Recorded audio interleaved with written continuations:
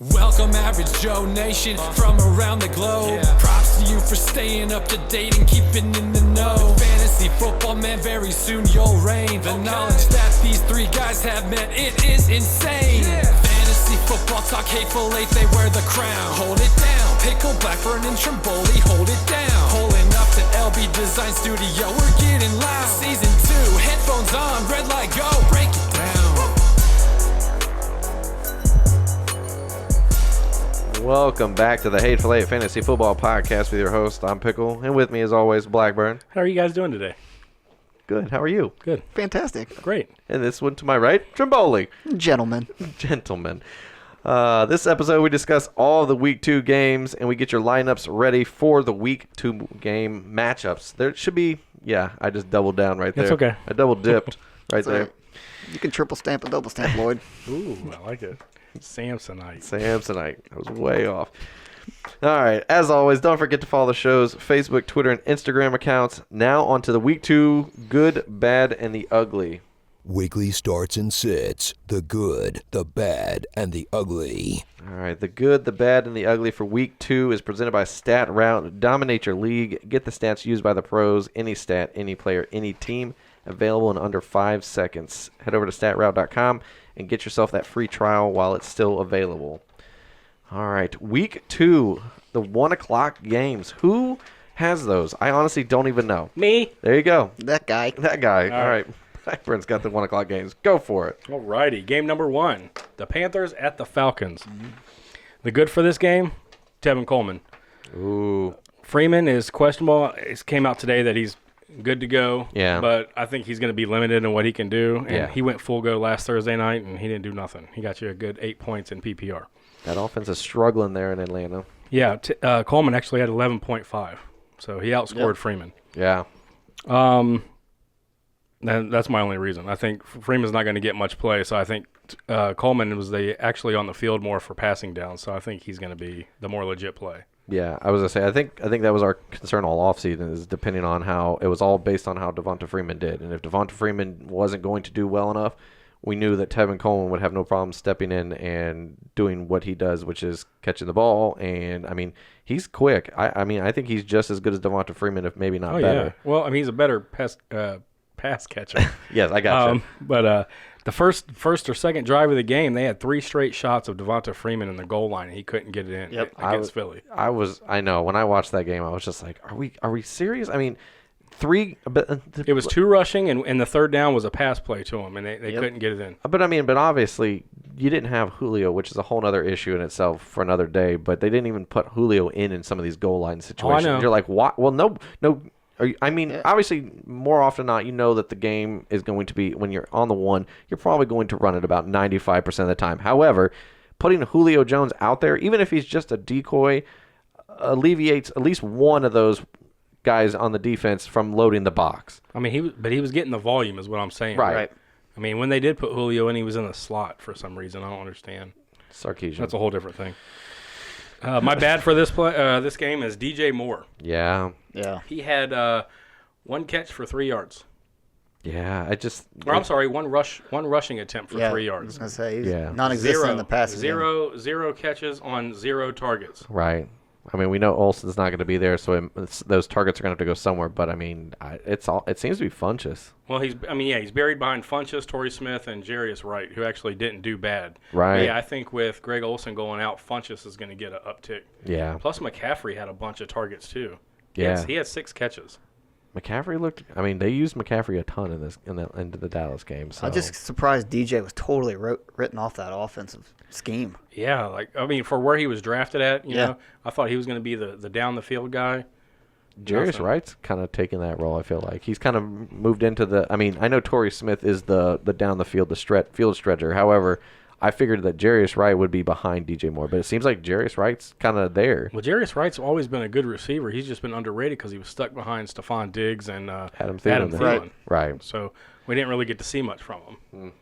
Well, and then my ugly for this game is Funchess. Yeah. It's like we said, he didn't have a great game. He only had 7.1 points in fantasy or PPR. Yeah. But with Olsen out, I think he's going to skyrocket. Plus, the linebacker safety hybrid guys are both out. Deion Jones and Keanu Neal for Atlanta are both out. So I see Funchess blowing up. I also see Christian McCaffrey potentially just destroying that. I mean, because that's a lot of their guys that are controlling the run, or the guys that are kind of like I don't want to call them like the aggressive guys, but like they're the defensive they're the guys. Deion Jones is a beast, and they're not playing. So I mean that's a pretty big gap within that defense. That's what they are. That's their identity is those guys. So well, you saw Philadelphia have success with the run last week against Atlanta. Mm-hmm. I'm expecting the same thing with Carolina. I'm actually CMC's numbers on the ground should be better. yeah. So I mean, his volume in the passing game is going to always be there. but I like Funchess as definitely a guy that you can plug in as your wide receiver 2 flex this week and know that he's going to get volume on. If nothing else, the volume's going to be there. Yeah. So I like it. That's all I got for that one. Game 2, the Cleveland Browns versus New Orleans Saints. I was trying to come up with a clever name for Cleveland since they didn't lose. The Cleveland tiebreakers. Tiebreakers? I don't know, but New Orleans didn't look good. I mean, they looked good, but I don't know what Offensively. happened there. Yeah. Defensively was There's- not the defense that There's we going to be a all lot expected. of points across the board here. My good here is Tyrod Taylor. Tyrod. He had 25.5 PPR this week. They're last in pass defense, the Saints. Yeah. I mean, they got destroyed by Fitzmagic. Destroyed. And he's not a mobile quarterback by any means, so he Yeah. did it all in the air. It was Just Deshaun pulling Jackson. rabbits everywhere, man. Just right out of that head. Jeez, they Crazy. destroyed him. Yeah, well, Fitzmagic had 417 yards, 4 touchdowns, and even rushed for a touchdown. So he had 5 total touchdowns. Ooh. So I look for Tyrod. I'm not going to say he's going to do that, but he can have success if Fitzmagic can. He's more mobile. Yeah. Right. He got a ton of carries last week, too. Who? Or Tyrod did a lot of running by himself. Well, yeah, I mean, the weather was crap. This is going to be in a dome. So, Right. But still, the fact that they have that built into their offense, Yeah, that you're right. you know, and you got to take that into effect with these quarterbacks. Sure. Right. So I like that play. My bad for this week is going to be David Njoku. He only had 3 catches for 13 yards. I mean, weather did play a factor, but Landry had 7, Gordon had 1, but he had the touchdown, and New Orleans is 12th against tight ends. So they're pretty good. And I mean, and Gordon, as we said on the Thursday night show, Gordon is now the official starter. So it takes away from Njoku, in my opinion, because I think they're kind of the same athletic ability. They're a bigger athletic guy, where Jarvis Landry is going to be the one that's going to sneak in underneath the DBs and underneath coverages and kind of just set in those like zone gaps and wait for the pass. So But Cleveland's going to be passing a lot because I think New Orleans' offense is just going to wipe the floor with that defense. I mean, Oh, yeah. Cleveland's defense isn't that bad, but No. they haven't faced the offense like the Saints have. no, I mean Myles Garrett will be all At right, home. something like that. But I agree with you. I think this could be a shootout Right. potentially. I mean, an offensive shootout where the Saints are just scoring at will and Cleveland's just trying to keep up. So I think you play your offensive weapons on both teams. yeah, Well, my ugly play here is Ted Ginn. yeah. Yeah. He caught 5 of 6, 68 yards and a touchdown. He had 20.3 fantasy points, and he's always got that deep threat potential. Yeah. Well, they're using him the way he needs to be used. And Cleveland's in the bottom half; they're 20th in against wide receivers. So Why not? I mean, he's a as we call it, what is it, the nitro flex play. Yeah. So he's the guy that could potentially get you only 5 points, or he could be the guy that gets you like 12 because he caught a 50-yard touchdown like Deshaun Jackson. Yep. 1 catch for 69 or 68 yards. So he had 2 touchdowns though, didn't he, Deshaun? yeah, I'm just saying the initial first play when he yeah. caught that 68-yard whatever pass from Fitzmagic, I was like, and there it is. So he was throwing dimes at him and Evans. So It was crazy.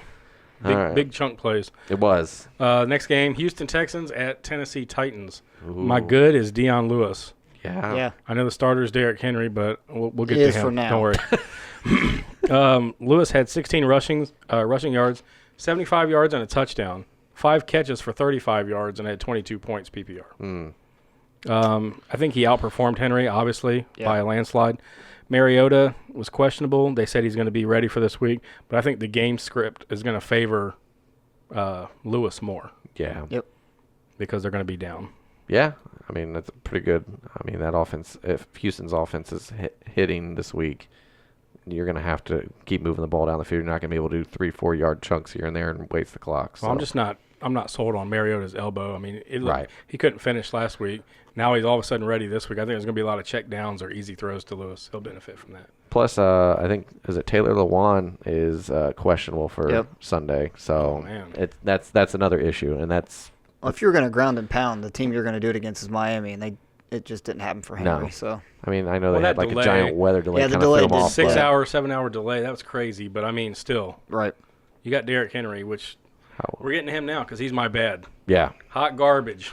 Right. Number one thing, hot garbage. Sasquatch, back to Yeah. the woods. 10 rushing attempts for 26 yards. Man. That's crazy. That's all he had. I mean, that's it. That's all I got. That's all I can say for him. Trash. That he should have been, at least 15 to 17 fantasy points in PPR against the Dolphins. Right. He should have at least hit double digits, if nothing else. That's horrible. My ugly is the Houston defense special teams this week. I think they're a good play. Finally. What? No, I like got that. Yeah. No, I like I was that. there too. I was like, No, that's a good one. Not many people I'm are just talking saying- about him because the Patriots shredded them, but I'm like, it's the Patriots. Okay, it's Tom Brady. It's Belichick. Right. They game plan. They got embarrassed. Or they didn't get embarrassed, but Houston did work on them last year. Right. They weren't going to let that happen again. No. This well, year, Houston was terrible against the tight end, and go figure. What does New England got? That thing called a Gronk. yeah, Right. 21 fantasy points. Mariota is going to play, but we don't know how that elbow is going to be. No Delaney Walker for the Titans offense. And like you said, Taylor Lewan's going to be out. I can look for Watt and Clowney to go ham on these guys. Right. I mean, I just think that Corey Davis is going to be the biggest beneficiary, him and Lewis, and with no Delaney Walker. So it's a bad matchup in my opinion. I just don't like their offense at all. No. Now, since we're here, if Mariota's not playing, are you with Gabbard's now in? Yeah. Right. Do you still like Corey Davis? No. I know. The only one I No. like is Lewis across the board. Right, and that's kind of where I'm leaning, actually, is Right. that way, too. That's why I was just curious if you thought, I was high on Davis, thought he could have an uptick year, but without Mariota, I think he's going to limited. struggle. Yep. So we'll see. Next game, the Colts at the Redskins. Ooh. My good for this week is a combination of Chris Thompson and Adrian Peterson. I'm Whichever, sorry. it doesn't I watched- matter. I watched what Joe Mixon did to the Colts defense, and Yeah. it wasn't pretty. So I think both of these guys could have a good game. They gave up 95 rushing yards and 54 receiving yards to Joe Mixon last week, the Colts did. That gave Mixon 26 points, and that gave the Indianapolis Colts the 26th worst defense against running backs. AP had 22, and Thompson had 24 in PPR. Man, it's gonna be bad. It's gonna be a long day for that Colts Yeah. defense. It's the home opener. I like it. It's a long day. If you can't stop, Mixon's not a big guy. Wait till you get AP hitting you. Yeah. And no matter how much luck you have, it's there not gonna be enough. There was a play where he just straight bulldozed, ran over Patrick Peterson. Yeah. It just He's running with some purpose this year. he's playing with anger. He's wanting to prove people wrong. There was a lot of people, even like I would say of his peers that are like Shannon Sharp and some of these guys that came out, Michael Irvin and these guys were saying he's done. He needs to be done. Chris Carter made it very clear on his show on Fox Sports 1 that he's done. He shouldn't be playing. Why is he still playing? And I think Shannon Sharp then piggybacked later that day on that. And I just think that Adrian Peterson is just playing. Well, Cardinals' Prove it. run defense wasn't supposed to be that bad. No. Right. And he got 96 rushing yards and 70 receiving yards and a touchdown. Not bad for a guy who 33. played there last year, right? Listen, you got to tip your cap to Washington here. When Geis goes down with that injury, they thought he was going to be the do-it-all back. Chris Thompson just coming in to catch passes and spell them a little bit, but that's not what happened here. They got AP now. He's going to be the every down. He's going to be your one to two guy, whatever you want to call it, 1 through Right. 3. And then you got Thompson's coming in. He's catching the ball and still getting touches. Well, there was plays in this past game where AP and Thompson were both on the field at the same time. Thompson's got value now, just like Tevin Coleman's got. Yes, he just Out needs to and stay wide. healthy Yeah. because he's a little bit injury prone. Yeah, I was gonna say ultimately for me though, I like the fact that once Geis got injured, I think that Gruden and them were just gonna they were gonna deal with what they had with Rob Kelly and Samaje Perine. Right. When Samaje Perine went Right. down, they were like, we can't put this all on Rob Kelly. Yeah, I like Kelly, but he can't shoulder the load No. like that. So that's exactly why they did what they did. So, But good for them. my bad for this game is Josh Doxson. Ooh. He only had one catch last week, and it was a 8-yard catch. Richardson had 4 receptions. Crowder had 3. Reed had 4. Thompson had 6. And Adrian Peterson even had 2. So they all had more than Dotson. It's just like we talked about. Alex Smith's not a deep thrower like it. He's a dink and dunk. And Right. Dotson's your down the field threat. He's the check down guy. Right. My ugly for this week, its name alone is Jack Doyle. Ooh. 7 catches, 60 yards, but he had that key fumble at the end that the Bengals returned for a touchdown. And you still got Eric Ebron sitting there. He had 4 catches for 51 yards, and he got the touchdown, not Jack Doyle. And I think honestly, what the problem is for the Colts offense, or for fantasy purposes, from the tight ends perspective, I think that Ebron and I want to say Doyle rules. Doyle rules. I feel like they both are going to be serviceable tight ends on a weekly basis. It's just going to be literally of a flip of a coin who's going to be the one that catches the touchdown. Right. Yep. And that's what it's going to come down to. And you're hoping that you've got the right Indianapolis Colt tight end in your tight end spot for that game. Yep. Otherwise, he may get you. What was Doyle's stat line? You said Jack Doyle, 7 catches, 60 yards. so. 13 fantasy points is not bad, but I'm just saying having Ebron getting the touchdown put Ebron above. With 51 yards, yeah. Right. The thing is, the fumble out of Doyle, it could revert back to an Ebron. It's like you upset. said. Right. You know, Yep. Alex Collins fumbles. When these guys fumble, they take them out of the game. Right. They don't just give. I mean, unless your And name's that's a like game winner. That unless you're like one of these like top 5 running backs that everybody yeah. they're going to give you the grace, but these middle of the line guys, they're not going to give you a whole lot of room if you fumble. Unless you're so. AJ Green and you can hold that thing like butter or bread, whatever you want to call it. Man, he could have fumbled more than once. I just never understand when I see these guys like palm the ball and start running down the field like they're jogging, like that's like their water bottle or something. Adrian Peterson. Just like, He dude, caught the all it screen takes is pass one and did swing of the hand and it's out. My wife didn't understand why I was yelling at the TV. I'm like, put it away. Right. Adrian had it tucked like this, but he was just doing this. Like when Right. he was running. I You're was like, come on, man. It's going to get knocked out. Yeah. So, oh well. My last game, this should be a good game, actually. The Chiefs at the Steelers. Ooh, this could be an interesting offensive game. Yeah. My good, no surprise here, James Conner. Yeah. Yeah. After what he did week 1. No bell, no problem is what I said. There you go. 31, Like that. 31 carries, 135 yards, 2 touchdowns. He also had 5 catches for 57 yards. He had 36 total touches. Ooh. Connor. They had no problem running him into the ground, and that's exactly why Le'Veon Bell's probably sitting where he's sitting. Yeah. I mean, if he can keep performing like this, Bell's not going to be around. Listen, they said they're going to use him just like Bell, and they did. Oh, yeah. And Kansas City is 30th against running back, so 2 from being last. That's good. My bad for this week, I'm not a fan.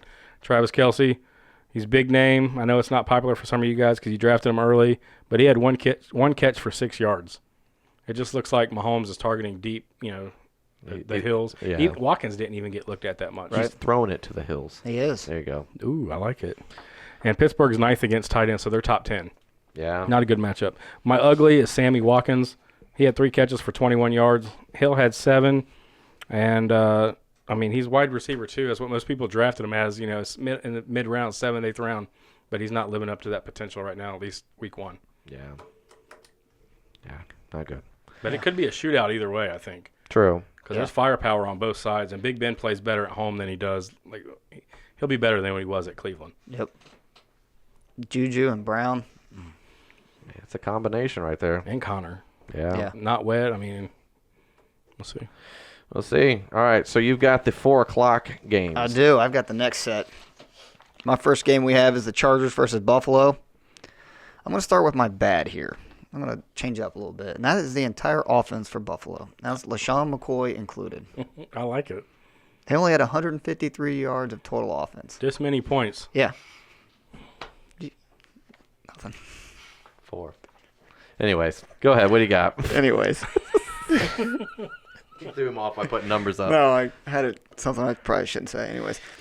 Anyways, my good then is going to be Austin Eckler here. I like it. He had a ton. Listen, his involvement in this offense was way more than I thought it would, and it really didn't take away from Gordon. He's slowly turning into what a Tevin Coleman, Chris Thompson are, where he's going to have his own set of values, and he'll be on the field with them at sometimes. It's. I just really like him. He had 5 carries, 39 yards, but he had 5 receptions for 87 yards. And a touchdown. Yep, and he had 6 total targets. I mean, that's a lot for a second running back. And of course, Buffalo gave up TDs to everyone last week. That's a running back. So I see him getting in this week. Yeah. And then my ugly is Mike Williams. He was targeted the 3rd most on the team. He had 81 yards, 5 receptions. Even without a TD, I think he finished with more points than Tyrell. Tyrell is all TD Touchdown upside. dependent, Yep. yeah. So I think Mike Williams will have a big game this week.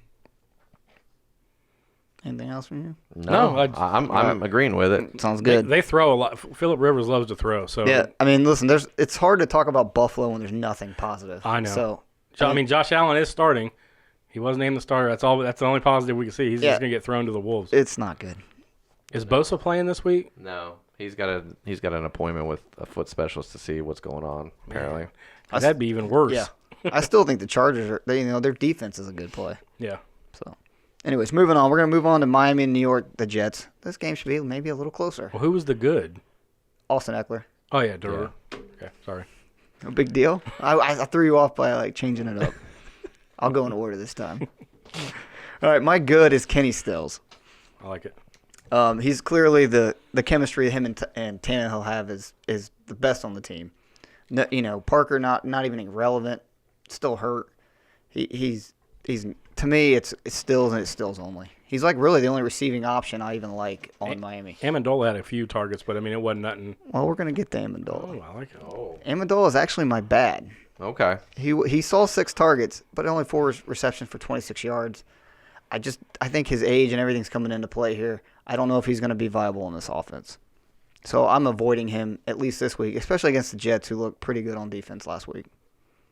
And then my ugly, which this guy is really trending up for me, is Quincy Enunwa. yeah. The 10 targets I love, but I think he fits Darnold's game better.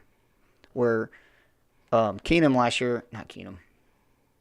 McCown last year wanted to throw the ball deep, and that's where Robbie Anderson came into play. That's where all his value was. And that's what we've seen. Right. And this offense now with Darnold, it's going to be the underneath and the dink and dunk, and Nunwa is going to eat that up. Yeah. I think he's going to be a great play. This week he's my ugly play only because of where you probably drafted him. But I think as the season goes on, he's going to slowly tick his way up to where he's going to be a solid play every week for the Jets. Right. As long as Darnold can succeed. Yeah. Now, if you see a switch at quarterback and Nunwa's value, then he's going to go back down. Right. So, all right, moving on to Minnesota and Green Bay. Oof, I like it. It's gonna be another good I can rivalry name game. everyone on Minnesota you should play. It's Right. great. But anyways, my good this week is Randall Cobb. He saw a ton of targets from Rodgers, and with Rodgers' injury now, Cobb's going to be that quick look. Yeah, sure. It favors him the most. And Devontae Adams, he's going to draw all the attention out of Minnesota anyway, so Yeah. Cobb's really where you want to go here. He's riding down that Xavier Rhodes. Yep. That's another one. I'm on fire. Just write all these down. I do. I write them down on my phone. That's Like- your problem. You write on your phone? I don't have. Okay, I have an iPhone, so obviously I can't write on it. I type it down. Right. How about that? I like it. I like it. All right. My bad is any running back for Green Bay. Yeah. Jamal Williams, Ty Montgomery. I don't Guy like in the any of them. stands. It doesn't matter. It doesn't matter. Minnesota's defense, they're not going to let up anything. So, No. I like I said, they're no value to me. They barely saw any action and any target wise out of the backfield. So, You know what? The running back position for Green Bay's best option right now is literally just whoever. I mean, they might as well put in like another tight end back there and just let him block for Aaron Rodgers. They could probably get more yards if they ran Cobb on sweep plays. Maybe. I'm just saying him and Montgomery interchange in that sense. I'm not a fan of Jamal Williams. I don't know why. I just haven't been. Minnesota shut down Morris and Breida for the most part. I mean, it didn't matter whether you were the bruising back or the pass catching back. It didn't matter. yeah, I agree. So moving on to the ugly, it's as ugly this time. It's Jimmy Graham. Oh, He was terrible. He week is one. ugly. Yeah. sorry, Jimmy. He's never coming on the show. No. We're just kidding, Jimmy. Anyways, it's terrible week one for him. I know it's hard to say. Anyone who had Jimmy, they still have a sour taste in their mouth. But Minnesota did give up some points to the tight end last week, so I think Jimmy Graham could bounce back. Rodgers is gonna need a receiving option in the red zone. So Yeah, that's where I was going to go with that. I think he's red zone dependent. It's looking like it's going to be red zone dependent only right, to me. and that's the thought we had coming into the year. But Well, I with don't- Minnesota's defense, they're not going to they've got enough guys in the secondary that's going to be able to take away some of these key guys like Adams, or I shouldn't say take them away, but basically kind of lock them down where Well, even their linebacker, I mean Barr and they're They can athletic run. enough to stay with Graham. I mean, they were running down the field with some of these, with Breida and these guys who are running pretty quick. So, I mean, yeah.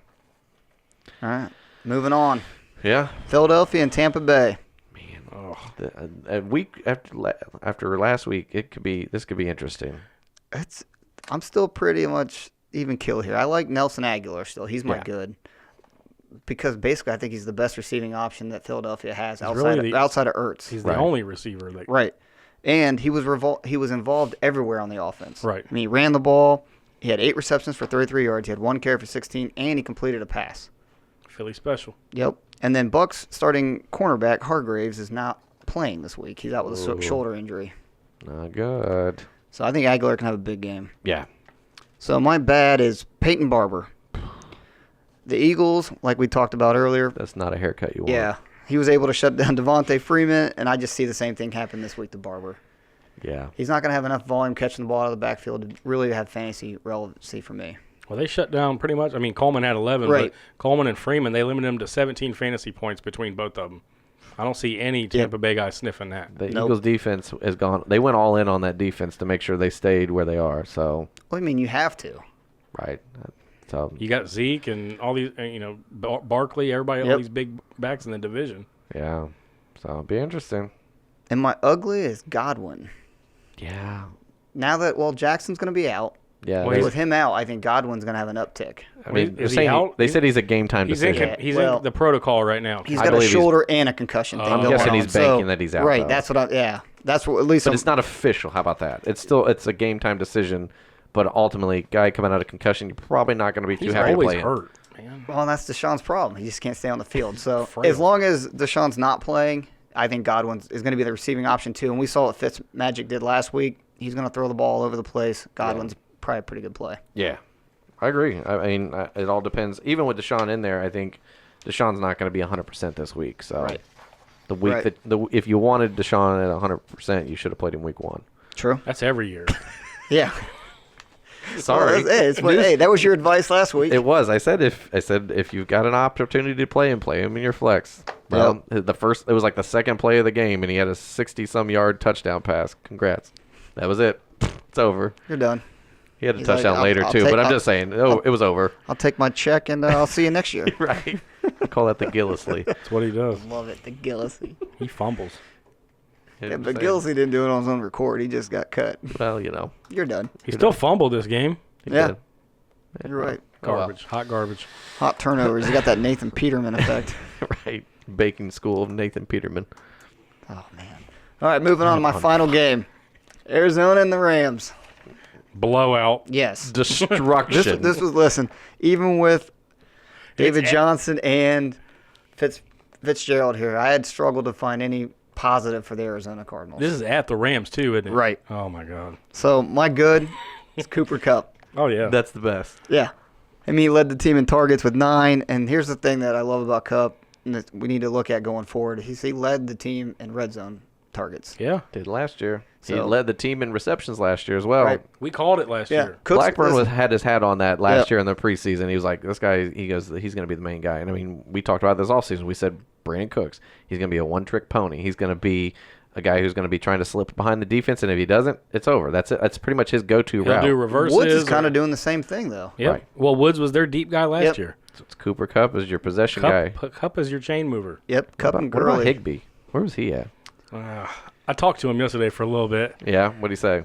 He didn't say much. No, Yeah, no love. So he didn't do much either. he didn't have a lot to say.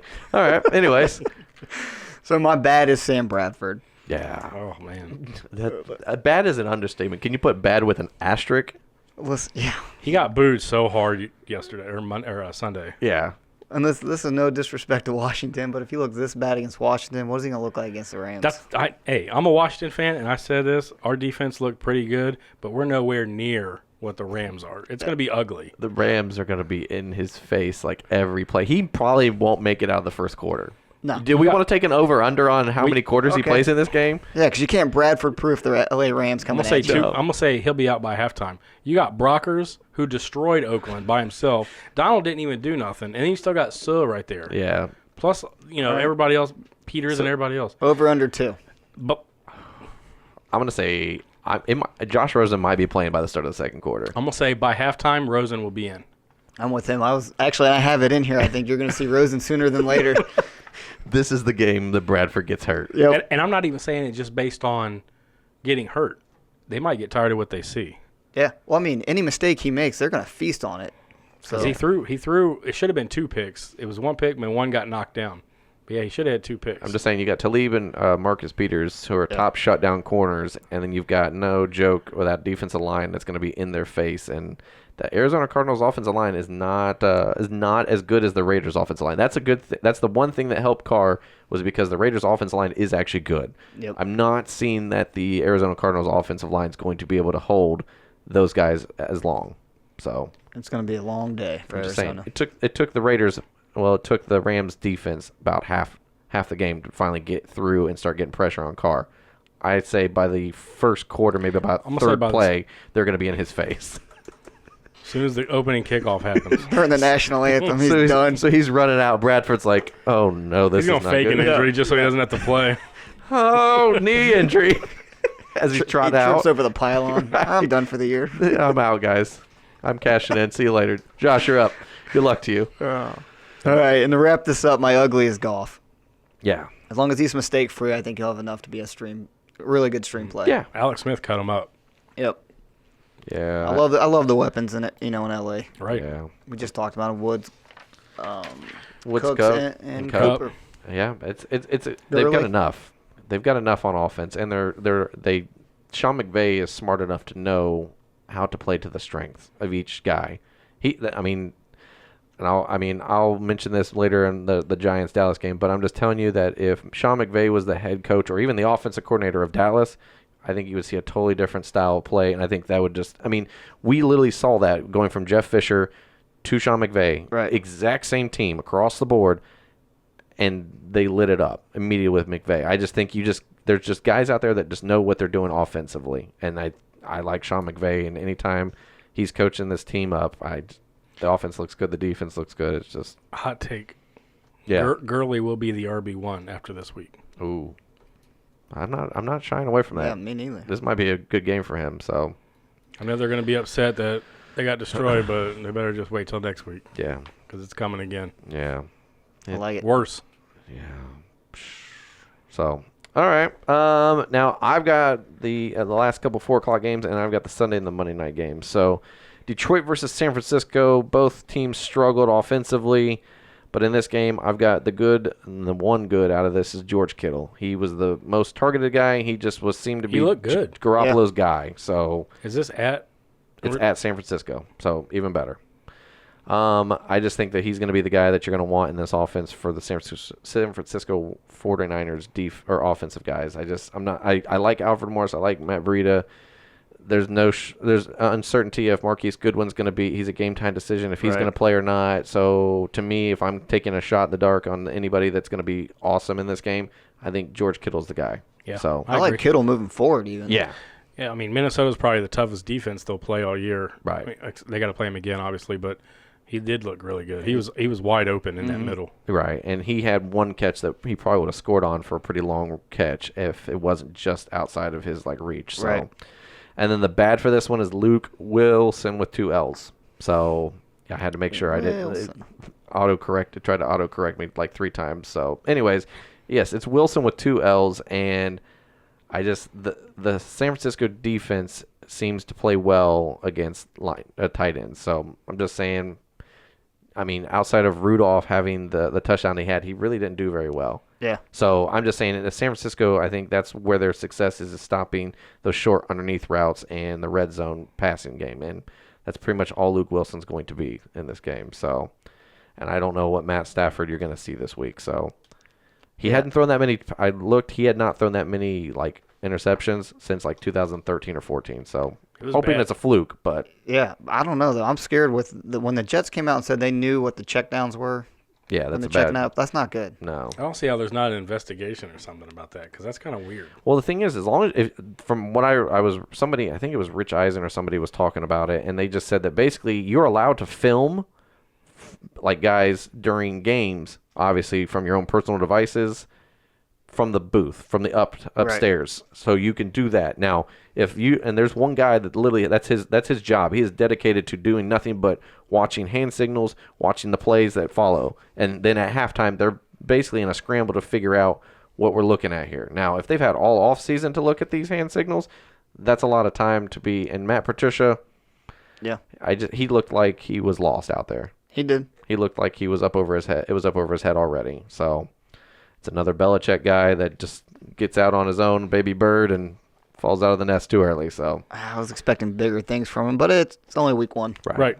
Now, my ugly in this game, Kenny Galladay, he just looked like a man on fire out there. He just looked like he knew what he was doing. Marvin Jones was targeted, but it didn't seem like it connected. The only guy that Stafford connected with was Galladay. So, Tate had some good ones, but I mean, Marvin Jones dropped 2 touchdown passes. right. I'm just saying, I said this offseason, I said that Kenny Galladay could be a valuable player or wide receiver in a flex on a given week. So I'm just saying this is a week that you could put him in your flex and know that he might not get like a ton of volume because I think that's still Tate's role. Right. But overall, he's going to be the guy that they look at in the end zone when they're in that red zone because I'm not sold on this run game right now. And if Matt Stafford is needing that possession receiver, I think that Kenny Galladay could be a big physical receiver. So I mean, Stafford's going to throw the ball. That's all the Lions do. Right. So.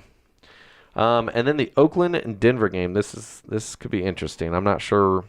It could be a bad game for Oakland again because this is another good defense in my mind. So the good in this one is Emmanuel Sanders. He just seems to be, as I put in a text message too, that he seems to be the Thielen of the West. Yep. He is. So He is. Case Keenum he favored him, and that's his guy. And I'm all in on anybody apparently that Case Keenum's favoring because they do very well in fantasy football. So I'm all about that. Now the bad in this one, the Denver backfield, because we have no idea what's coming out. We don't know if it's going to be Lindsey. We don't know if it's going to be him and Freeman in some fashion, if it's a 50-50.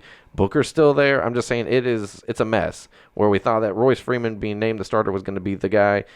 Lindsey came in and he showed out, and I think they're going to give him his opportunity to do it again. So I'm just confused. How did the Booker thing come out that he was going to be named the starter when he wasn't even relevant in that game? I think they were trying, like we said, I think we would said they were just going to try to give him the job, but he was going to probably lose it, and I think that's what ends up happening. But how does he go from 1 to 3?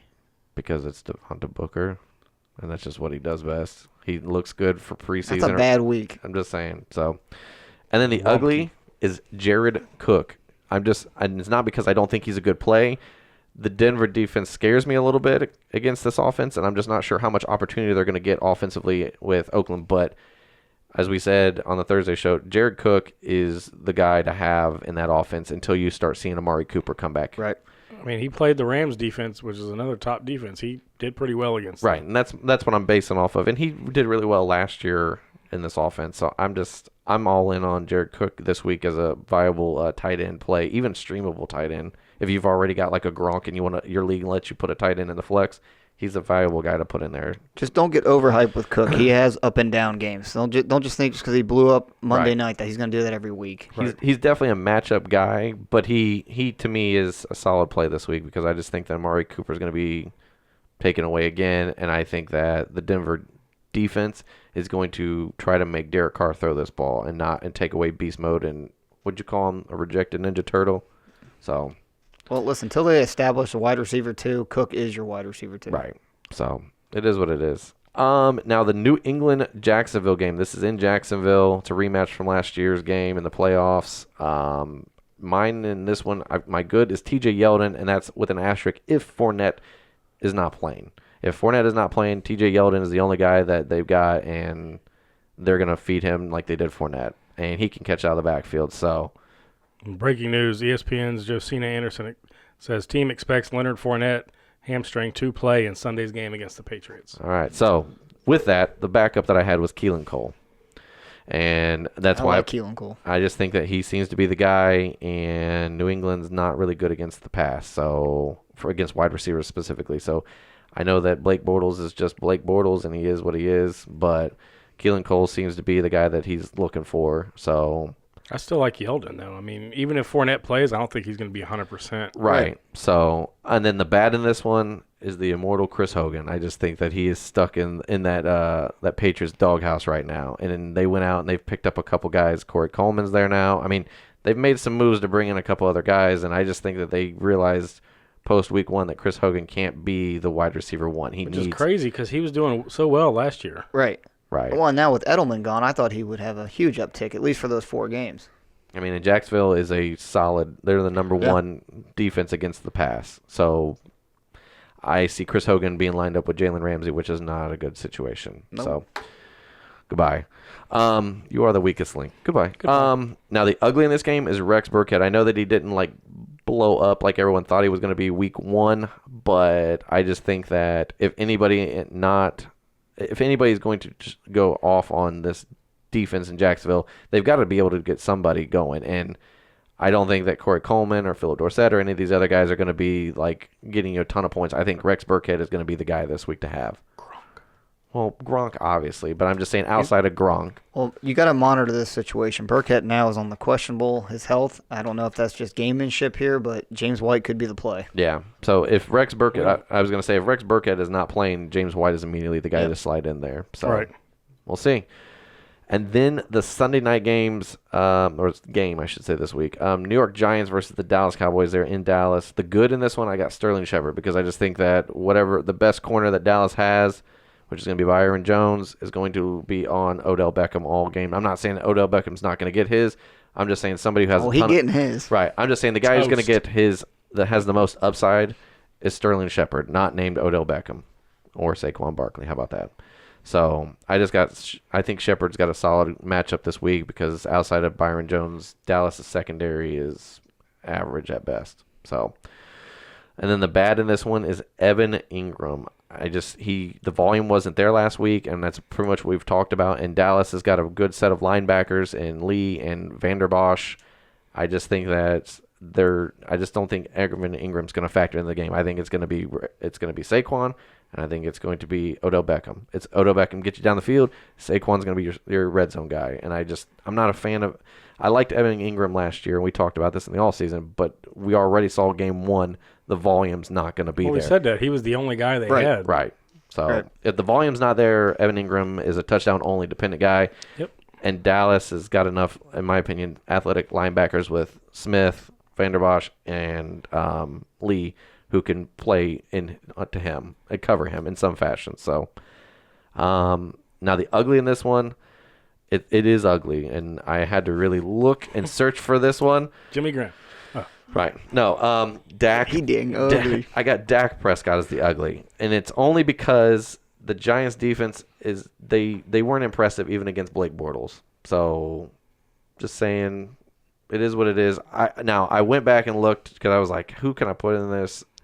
Dak Prescott in the one game last year against the Giants' defense, and on Sunday Night Football at home per stat route, he had 19 fantasy points. Now, obviously, there's some factors. Dez is not there. Jason Witten's not there.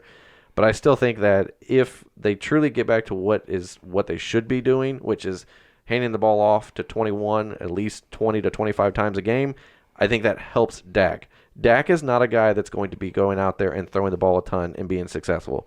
Dak is a game manager. When you put the ball in Dak's hand and say, hey, go win this game, you're going to lose. I'm just telling you right now. This is a Dallas fan. Yeah. I'm just telling you.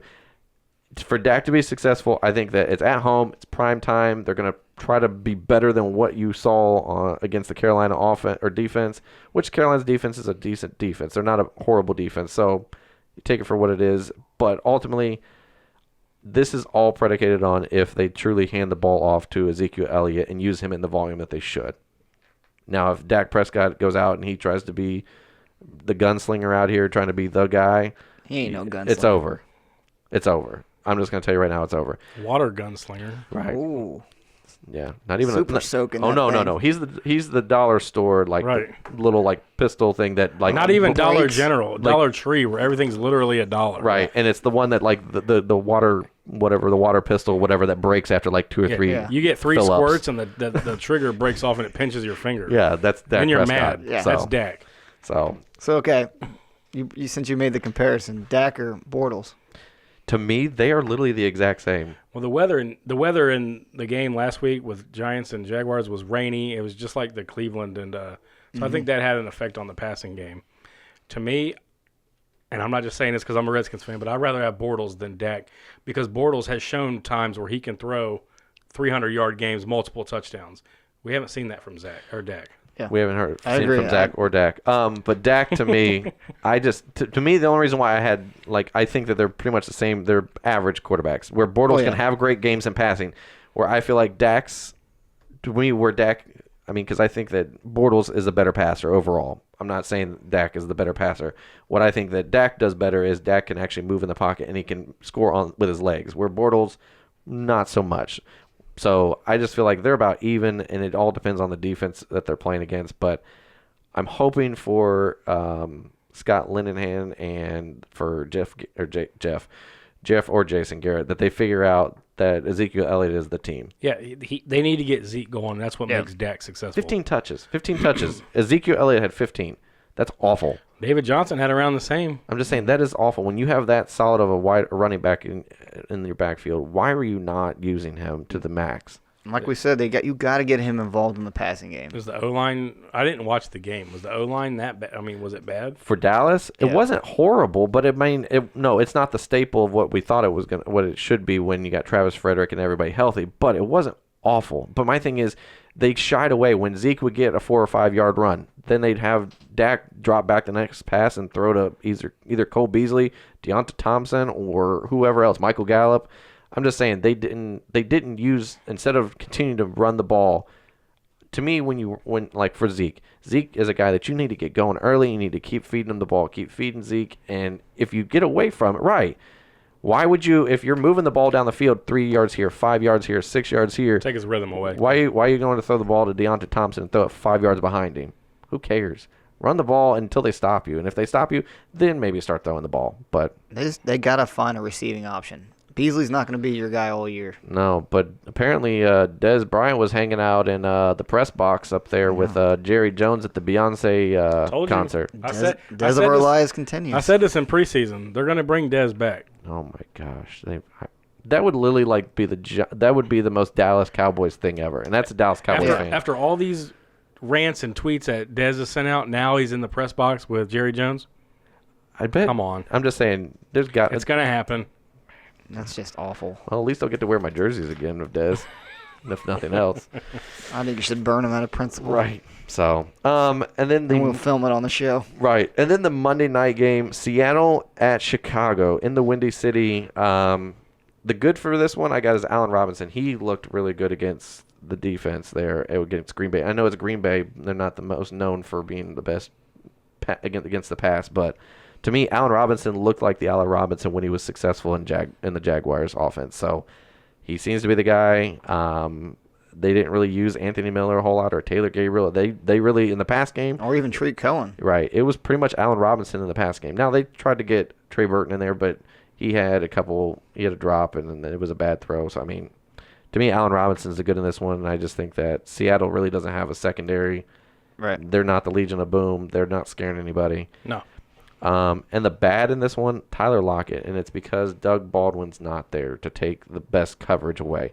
Tyler Lockett, to me, can't be the wide receiver one and be successful in this offense. I know that there's nobody else. I mean, it's him and Brandon Marshall. I'm just saying Tyler Lockett, to me, overall, Dilly Disley. Yeah. Dilly Disley. Dilly Bar over The there. Dilly Bar. To me, Tyler Lockett, though, is the bad because I just think that he's going to get the best of Chicago's secondary. Yeah. And it's going to take him. They're going to take away from him. So, plus, I think that with Khalil Mack now in that Right. defensive line, I think they're going to put pressure on Russell Wilson, and he's not going to be able to throw those down the field throws, which is what Tyler Lockett is all about. So, Plus, their O-line's trash. Right. Russell Wilson's going to be running for his life this game. right, I still can't believe he puts up those fantasy numbers. I know. it is what it is. He does it every year. Yeah. Doesn't matter who he's throwing it to. No. So, and then the ugly of this one, Chris Carson. Him and Rashad Penny were evenly pretty well used, surprisingly enough, but Chris Carson has been said by Pete Carroll that he is his guy, that he is his buddy. So, He is today. yeah, the chewing gum guy, that's I just think that Bears defense is going to shut down that run game. Right. that's why I put it as ugly. I think that he's going to have the most upside out of the two. Yeah, But yeah. out of him and Penny, but I could be wrong, and if it is, I'm sorry. But I'm just saying, if I had to pick an ugly in this game, it would be Chris Carson. Yeah. I mean, I'm not 100% sold on Tariq Cohen right now. I think they made it very clear that Jordan Howard is the guy. Right. Well, he was on the field a lot. Right. I mean, that's what they said, that he is the 3-down back. And, I mean, Tariq Cohen came in from different times of the game, but he wasn't anything like he was last year where he was. I mean, I know it's week one. We're trying not to, completely overthink this, but Matt Nagy made it very clear that in the offseason that Jordan Howard was the 3-down back, and he showed it in week one. Well, Even when they were down at one point, or when they were up Right. early. Well, I So, hope Matt Nagy learned his lesson. Don't take your foot off the pedal. no, That should be, every team should do. Right. Should be like that. It's the NFL. Anything can happen. yeah, I don't know, man. I mean, I think it was Rich Eisen made the comment about it. It's the Andy Reid effect. He came from the Andy Reid tree, Yeah. coaching tree, and that's what Andy Reid does. It's 3rd and 1. Matt Nagy, what are you gonna do? Let's throw the ball. Jordan Howard's been falling forward for 3-4 yards. Throw the ball. Let's do it. Just don't overthink the room. Sometimes it's just right there. It's simple. Right. So that's all I got for the Monday night game. Like I said, there's not a whole lot of highlighted players in the Monday night game offensively this week, outside of like the guys that you're going to play, like Russell Wilson. You're playing him. So Right. I don't know, but it's a weird Monday night game that you got a trash of an offensive line in Seattle against a really good defensive front in Chicago, but on the flip side you got Mitch Trubisky, who was, I would say, about average to above average against Green Bay. But is he really going to is he going to be able to get Trey Burton involved this week? Well, Seattle's front seven's not bad. Right. Their secondary's trash Right. now. But I mean, That's my question. So Well, it's just which Mitch Trubisky are you going to get? I mean, are Right. you going to get the conservative one we saw last week, You or are gonna we get going to get first one that's half, going or to you open it gonna up? get Yeah. second half? You So I don't know. We'll have to see. So they need to take the training wheels off them. Just let them go. let it ride. let it rip. So, I mean, to me, if you coached up Alex Smith and you got him to do to the max of what you got him, I think you can get Mitchell Trubisky to be close to that. I'm not saying he has to be that good, but close. So let him throw the ball. So, all right, we just want to tell you guys thanks again for tuning in to today's show, whether it's the podcast or on YouTube. Please check out our site, thehateful8ff.com, where you can find out our weekly in-season articles. DFS is going to be at the end of the week, as well as the starts and sits again. So make sure you check those out. Also, you can follow our personal accounts at jpickleTH8FF, at jblackburnTH8FF, and at ftrimTH8FF. Don't forget to join the Average Donation. Support the show via the Patreon tab on the site, where you can get your in-season help. And anything else? That's it. Thanks for listening. We appreciate it. Yeah. Thanks, guys. All right. Thanks again, and good luck this weekend in Week 2, and hopefully it gets better than Week 1 for you. Not for me. I hope it stays the same. Okay. Overall, it was Yeah, I'm weird. It was a weird trending week. down though. at the moment. I need to go. The other way. Need to start trending back up. So, all right, that's all we got for this week. So we'll see you guys, and good luck this weekend. Oh, I pressed the wrong button. I apologize. Bye. One more time.